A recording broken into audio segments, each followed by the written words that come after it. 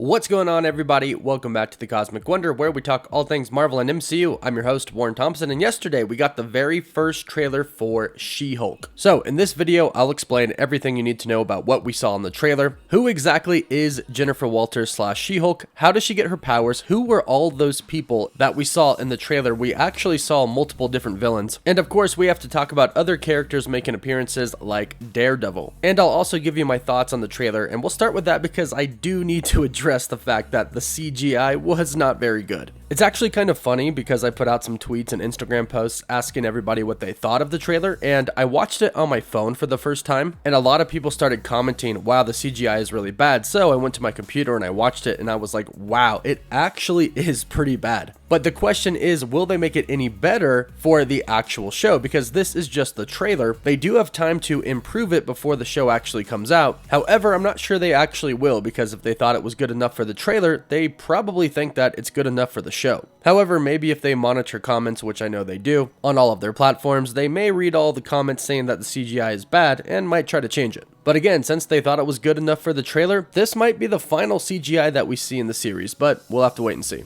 Now, She-Hulk looks like it has the potential to actually be a good show and a very hilarious show. There's rumors that she's going to be breaking the fourth wall in the show, much like Deadpool does in his movies, and if executed properly, that could be pretty funny. And She-Hulk is a pretty prominent and important character in the comics. She's been a member of the Avengers, the Fantastic Four, the Defenders, Fantastic Force, Heroes for Hire, and S.H.I.E.L.D. And she was a part of Secret Wars, which we do know the MCU is leading up to. And we are in sort of a comic-accurate Marvel phase right now, and in one of the first scenes that we see of her as She-Hulk, she jumps to the floor and we see her in a very comic-accurate suit, although she doesn't fully turn around and we don't see her face in this. But the suit is taken right from the comics. Now, as far as how she actually becomes She-Hulk, it looks like they are going to be changing up her origins just a little bit here. In the comics, Jennifer Walters gets shot by a crime boss, but on that same day, her cousin, Bruce Banner, aka the Hulk, who does actually say "cuz" in the trailer, he just so happened to be visiting her on that same day to tell her about his Hulk transformation. Jennifer ends up needing a blood transfusion to stay alive, and Bruce Banner, her cousin, is the only one there with the same blood type. So Bruce Banner gives his cousin, Jennifer Walters, his blood, and of course, as we know, his blood is filled with gamma radiation. He gives her gamma irradiated blood, and this causes her to become She-Hulk. Now, this explains why Professor Hulk, who we see here, is so involved with her in this teaser trailer. He's helping her adapt and stay in control of her Hulk form, the She-Hulk. Now, I don't think she actually is going to get shot. They show a car crash in the beginning of this trailer, so it is possible that she gets into a really bad car accident, and that's when Bruce Banner comes in and gives her some of his blood. From there on out, it looks like she turns into the Hulk, but Bruce takes her back to an island, which appears to be where he lives, so he can kind of just Hulk out and be whoever he wants and not be disturbed. Most likely taking her back there as well, so she can learn to do Hulk things but not damage anything around her. Plus, not to mention, the Hulk is a scientist. He's a genius when it comes to this sort of stuff. Jennifer is insanely smart as well, but she is a lawyer, not a scientist. So this is Bruce's expertise. And that's where we sort of see all these experiments with Professor Hulk trying to teach her how to be in control. Now, something worth noting is that this is still indeed Professor Hulk. If you recall, in the Shang-Chi and the Legend of the Ten Rings post-credit scene, we actually saw Bruce Banner no longer in Hulk form. He wasn't the Hulk, he wasn't Professor Hulk, he was Bruce Banner. So that leads me to believe that She-Hulk probably takes place before the events of Shang-Chi. But this does, of course, take place after the events of Avengers Endgame because Bruce Banner is Professor Hulk. Now, because she turns into the Hulk because of the blood transfusion she gets from her cousin, her Hulk form is a more mild version of Bruce Banner's. This is why she's able to walk around as She-Hulk and still kind of be the same person, Jennifer Walters, the lawyer. Now, what's interesting is that in the comics, her She-Hulk form was originally explained as being molded by her subconscious thoughts and desires to look like the ideal woman, according to her own thoughts. And eventually, she would go on to choose to retain her She-Hulk form permanently because she preferred the freedom and the confidence that it gave her. And they kind of tease at that a lot in this teaser trailer. We see her posing for her friends, we hear the women talking about how good her butt looks, we even see her going on Tinder and seeing all of the guys that like her. And eventually, it looks like she finds a guy that likes to be tossed around. Good for you, man. No judgment here. Do your thing. Now, the trailer, of course, tells us that she is a lawyer, and that's kind of the subtitle of the series, She-Hulk Attorney at Law. And this is why it's heavily rumored that Daredevil is going to be making an appearance in this show for more than one episode. And that just makes sense because he is also a lawyer, also in New York. They've run into each other a lot in the comics, and it would make sense that they would run into each other in the MCU, especially because the two of them represent superheroes. Now, in the beginning of this trailer, her boss tells her that they just started a superhuman law division in her law firm, and he wants her to be the head of it. Now, before he says this, they show us a very, very large facility. We also see her walk out of this facility, which seems to be heavily guarded. So I'm assuming that this facility is a prison for superhumans, kind of like the Raft, which we saw in Captain America Civil War. And in this prison, we see Tim Roth back as Emil Blonsky, aka Abomination. We see him talking to Jennifer Walters, and he's inside of some type of cage. Now, this looks pretty similar to the cage that Nick Fury and S.H.I.E.L.D. made for the Hulk in the first Avengers film. So maybe this is a sword facility. But we actually saw this in Shang-Chi. When Wong and Abomination are about to leave, Wong opens up a portal, and we see someplace that shows us this exact same cage that we're seeing here in this trailer. Now, why were Abomination and Wong putting on a fight show? We're not sure, but hopefully we'll find out in this series. And Marvel did confirm that Wong is going to be appearing in the series. Now, we are briefly shown two new people in this trailer. One is a villain, and one is kind of a smaller hero in the comics. Not sure if he'll remain a hero in the MCU. We'll have to see. But the first one is Titania. We see her fighting with Jennifer Walters, aka She-Hulk, in the courtroom. What I'm imagining here is that Jennifer Walters is going against her in a court case, and most likely ends up winning the case, which makes Titania angry, and that results in a fight.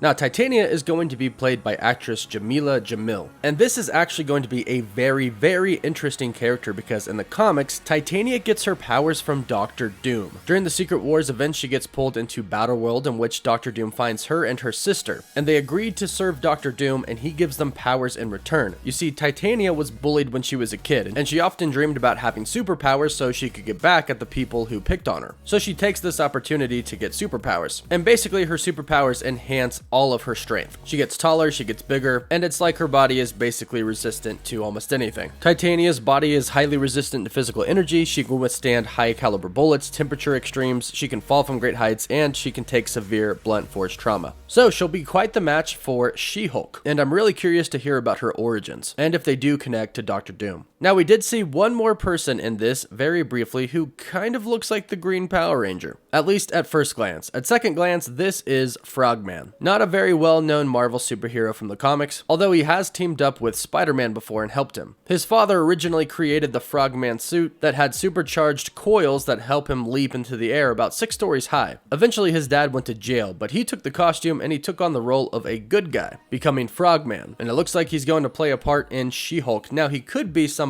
that Jennifer Walters is defending, or it could be somebody that kind of just wants to tag along with her, trying to become a superhero. And I'm guessing that there are going to be some small heroes and small villains that are introduced all throughout this series because apparently her trials are going to deal with superhumans. So this series does have a lot of potential if it's executed correctly, and hopefully the CGI isn't that bad. But go ahead and let me know your thoughts about this in the comments down below. Don't forget to like the video and subscribe so you don't miss out on any Marvel videos. For live updates, you can follow me on Instagram and Twitter. And as always, thank you all so much for watching.